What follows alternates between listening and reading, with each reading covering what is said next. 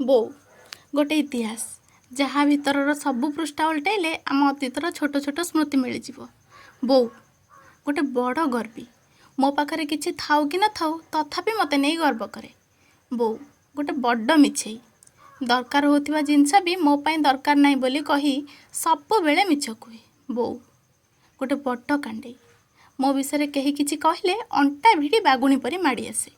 ବୋଉ ଗୋଟେ ବଡ଼ ସନ୍ଦେହୀ, ଟିକେ କାଶ ହଉ ହଉ କେତେ କଥା ସନ୍ଦେହ କରି ବସେ।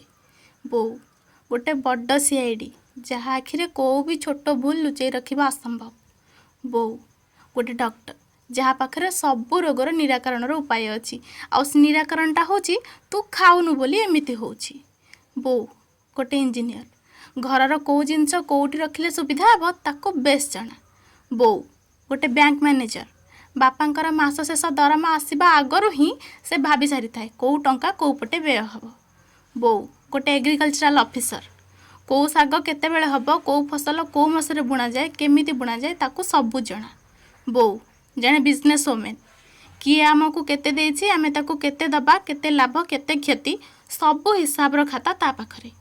ବୋଉ ଗୋଟେ ଭଲ ରାଜନେତା, ଶାସନ କେମିତି କରାଯାଏ ତାଠୁ ଭଲ ଆଉ କେହି ଜାଣିନାହାନ୍ତି। ବୋଉ ଗୋଟେ ଭଲ ଜ୍ୟୋତିଷ, ଯାହାକୁ ଆମର ଅତୀତ ବର୍ତ୍ତମାନ ଭବିଷ୍ୟତର ଜ୍ଞାନ ଜଣାଅଛି। ବୋଉ ଗୋଟେ ବଡ଼ ଡ୍ରାଇଭର, ଯିଏ ଜୀବନ ଗାଡ଼ିକୁ ଅତି ସୁରୁଖୁରୁରେ ସୁନ୍ଦର ଭାବେ ଚଲାଇବା ଶିଖିଛି।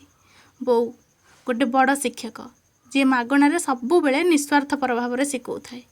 ବୋଉ ଗୋଟେ ପୋଲିସ, ମୋ ଭୁଲକୁ ଖୋଜି ବାହାର କରି ମୋତେ ମାରି ମୋର ଭୁଲ ସୁଧାରିବାରେ ସେ ମାହିର। ସବୁ ପରେ ବି ମୋ ବୋଉଟା ଟିକେ ମିଛ କୁହେ କି ମୁଁ ଜନ୍ମ ଦେଇଛି, କର୍ମ ନୁହେଁ। ସତ କହିବାକୁ ଗଲେ ତୁ ହିଁ ମୋ ଜନ୍ମଦାତ୍ରୀ, ତୁ ହିଁ ମୋ କର୍ମଦାତ୍ରୀ। ଜନ୍ମ କର୍ମ ଶିକ୍ଷା ଦୀକ୍ଷା ସବୁ ତୋରି ଦାନ। ବୋଉ ସତରେ ତୁ ମହାନ, ସତରେ।